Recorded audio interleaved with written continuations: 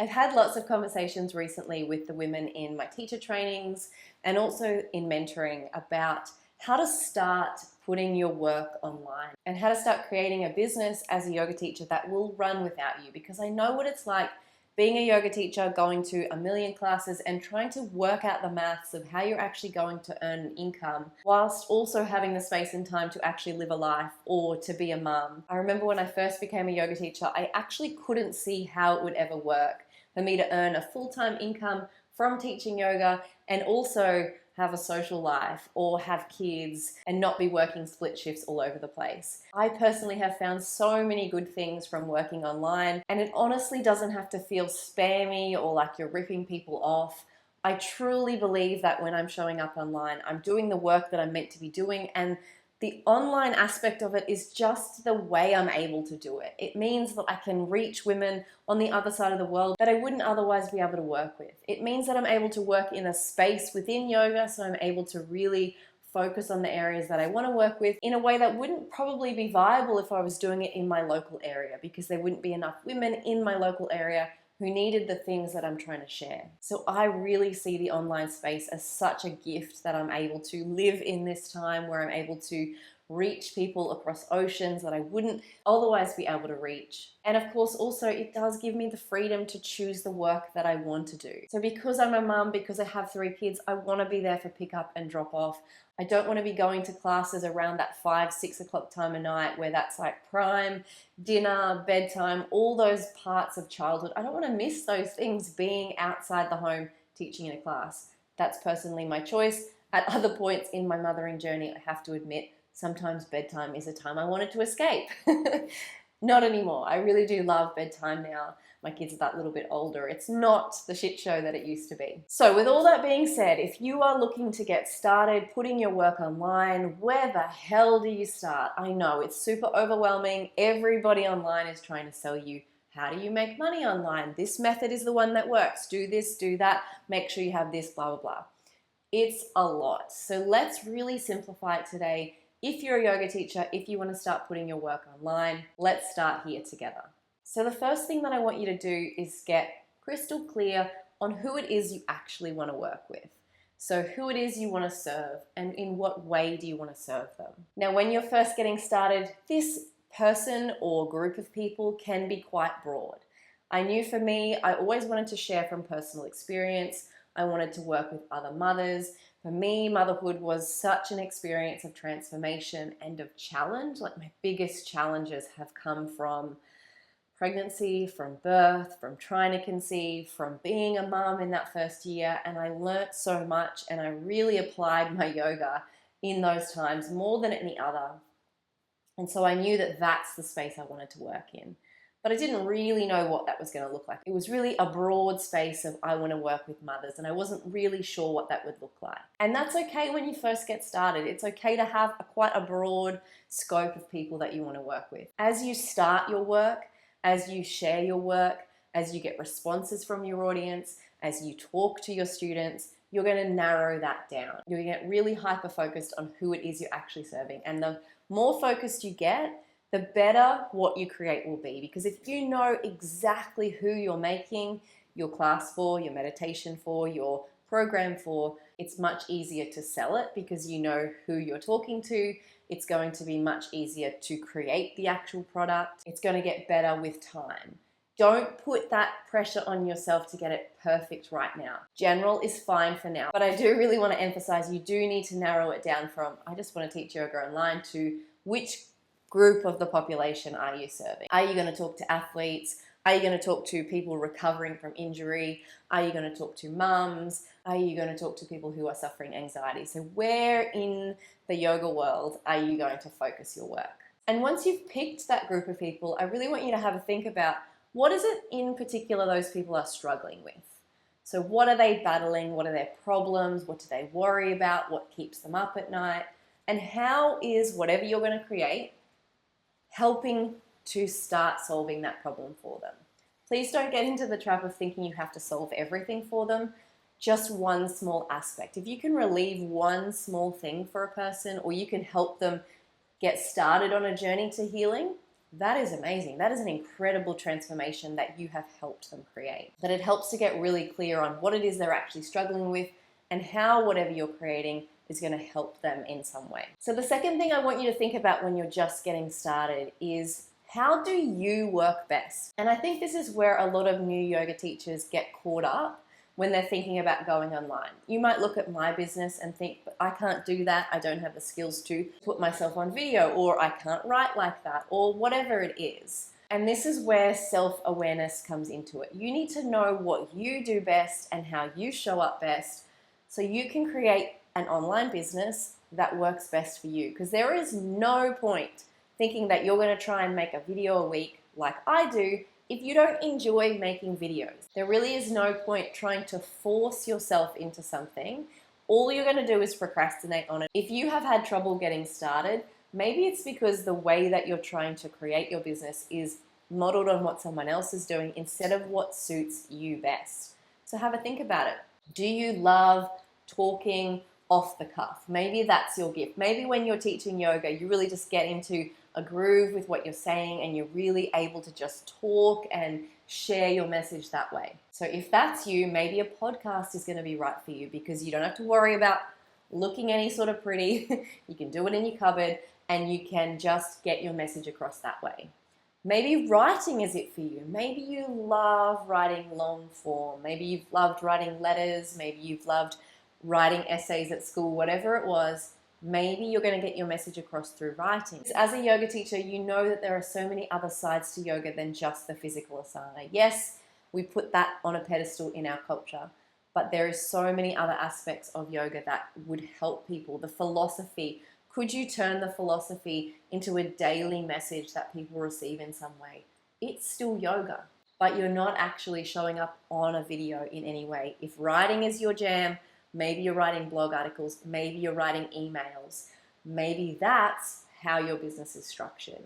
And then for those of you who just freak out when a camera is put in your face, when your absolute genius, when your best shows up in person, when there's another person in front of you to connect with, then maybe your online business is built around a model of in-person work.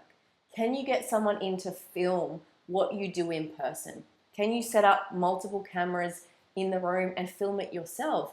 Can you do an audio version of that workshop that you do? There are lots of ways that you can get around an online business without just having to sit in front of a camera like I do. Make it work for you. It doesn't have to look like my business. I am more than happy to share kind of the tactical things of how you can make all of those different models work. But in these initial stages, I want you to stop getting stuck on it has to look like that and really have a think about what's going to work best for you.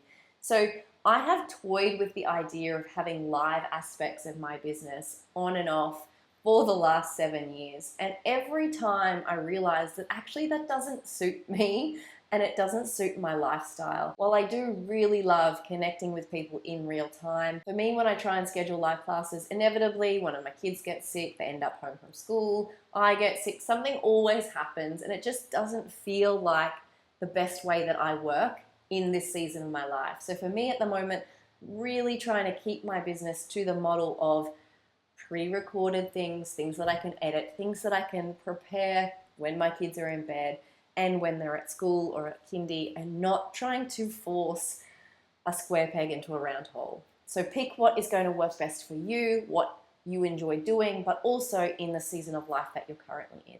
And then the third thing I want you to do if you're just getting started, I want you to decide on something that hits those first 2 points, something that you want to share for the audience you want to share, and in a way that you want to share it. And I want you to decide on it and create it. I want you to share it in whatever way you think works best for you, whether it's by email, whether it's on social media, whether it's on YouTube. We can talk about all that stuff later, but I want you to share it with your people. And then I want you to reflect on how it was received. I want you to ask some questions of family and friends, some students who've been in your classes, send it to them by email and get some feedback on it, and then also reflect on it from your own perspective, how you felt it worked. Please don't think just because you don't get a massive response to the first thing that you put out, that your whole business idea is a failure.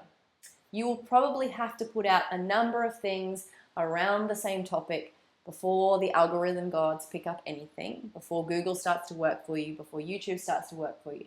But you can start getting one-on-one opinions from those people that you already work with or that are already in your life right now. And you can also reflect from just your own perspective of how that turned out. I look back at some of my own work and think, wasn't really the best, or this would have worked better. And I can already reflect and improve from that place. And the reason why, when you're just getting started, I want you to get into that practice of deciding, creating, sharing, and then reflecting is because that's the only way that you're going to grow. Too many of the women that I work with have been sitting on an idea, have been sitting on this thought that they want to create an online aspect of their business, or they want to take their yoga teaching online for months, for years. And if I had have done that, if I had have sat on it, I would be 7 years behind. And I wouldn't be able to create the videos that I create right now because I wouldn't have practiced all of those skills and changed and reflected and improved. And I wouldn't have the business that I have now because it's those videos over time, it's that content over time that have meant that now when you search fertility yoga, pregnancy yoga, yoga for mums in YouTube or in Google, I come up for various search terms. It is those little pieces of content over time. It's not that you have to find the one idea. I have created so many things that have failed. I started with an ebook, Yoga with Kids. And when I was creating it, I was intending on selling it. And I ended up giving it away for free, and then I've sort of discontinued it altogether because it doesn't really link with what I'm doing now.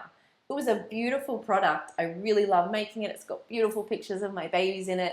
However, it's not the thing that makes me money now, and that's okay. It was worthwhile making because it meant that I got to reflect on what makes really great yoga photos, what people really want when they're receiving yoga. Do they want it in book form? Do they want it in video form? How do I best present? Is it in photos? Is it in audio? Is it in video and audio? Is it writing? All of those things I got to reflect on. But none of those things would happen if I didn't get started, which is why the decide on something, pick something, start somewhere has got to be the most important thing you can hear when you're just getting started. I am more than happy to guide you. I love nerding out on this sort of stuff. There's not too many people in my real life who I can talk to about online business because it's not really that common in the people I have in my day-to-day. I love talking about this stuff. So I am more than happy. If you have questions, hit me up in the comment section below. Send me an email. I will happily answer specific questions around your business and what I would recommend. However, you at some point have to just decide to do something. It doesn't have to be perfect. It doesn't have to be the be-all and end-all. Like many things that I've created, you will probably retire that at some point and move on to something else.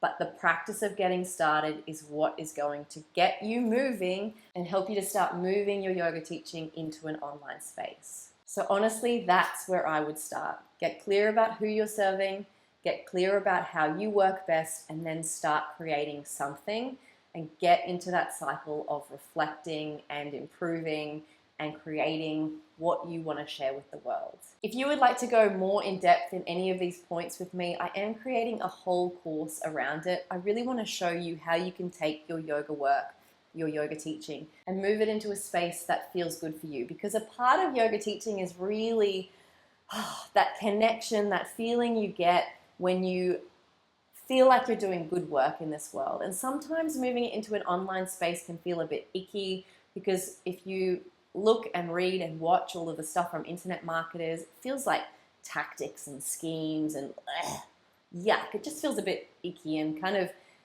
contradictory to what yoga feels like, which is like helping and connecting with people and really doing good work. But I think both can go together. I know both can go together because I do feel like I work from that space. And I would love to share with you how you can actually do that, how you can take your yoga teaching and take something that I know is so dear to your heart and to move it into an online space in a way that feels good, but that can also make you money and offer you some freedom in terms of what your work life looks like, so you're not doing split shifts all over the place. Or if, like me, you're working around family and you really want to have that time to connect and be with your family and you don't want to feel like a contradiction where you're teaching about presence in your classes, yet you're feeling like you're not being present for kids. That's not how I want to show up as a mum or a yoga teacher. And so I'd love to show you how you can do that as well. So there'll be a link in the description box with more information about that course. I would love to have you join me there. Like I said, if you have any specific questions about your business, I love talking about this topic, so you can put them in the comment box and I will answer them for you. Thanks for being here. Good luck. Remember, you need to get started, decide, start creating, reflect. I can't wait to see what you create.